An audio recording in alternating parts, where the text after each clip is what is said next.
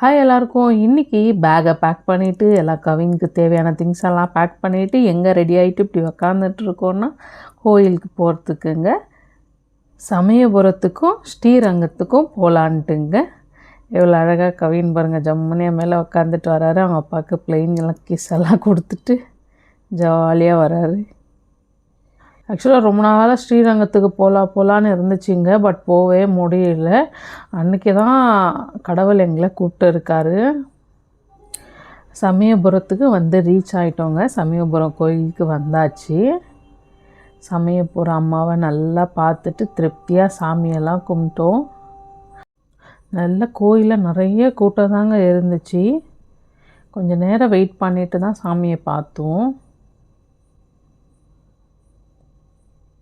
நான் கொஞ்சம் வரைக்கும் வீடியோ எடுத்தேங்க. அதுக்கப்புறம் கேமரா அலோடு இல்லை.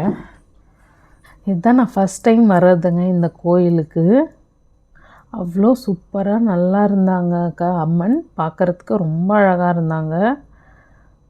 நல்லா திருப்தியாக சாமி கும்பிட்டு வந்தாச்சுங்க. அம்மனை பார்க்குறதுக்கே ஒரு கண்ணு போதாதுங்க, அவ்வளோ அழகாக இருந்தாங்க.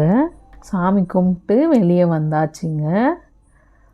அந்த கோயிலில் இருக்கிற பெயிண்டிங்ஸ் எல்லாம் அவ்வளோ சூப்பராக இருந்துச்சு. மேலே கவினுக்கும் பூஜை பண்ணிவிட்டு வந்தாச்சு.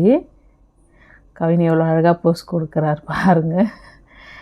அவருக்கு தேங்காய் அழகாக கடிச்சு ஃபஸ்ட்டு வந்தோன்னே கேட்டார், கொடுத்தாச்சு. நம்ம போனது சம்மர் சீசன்லங்க. கோயில் என்ட்ரன்ஸ்லேயே, கோயிலுக்குள்ளே என்ட்ரி ஆனதுமே அங்கே எல்லாருக்கும் மோரெல்லாம் கொடுத்துட்டு இருந்தாங்க.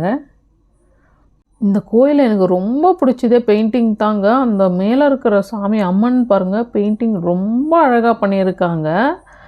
எல்லா பெயிண்டிங்கும் சூப்பராக இருந்துச்சுங்க. திருப்தியாக சாமி கும்பிட்டு அம்மனை பார்த்து வந்தாச்சு.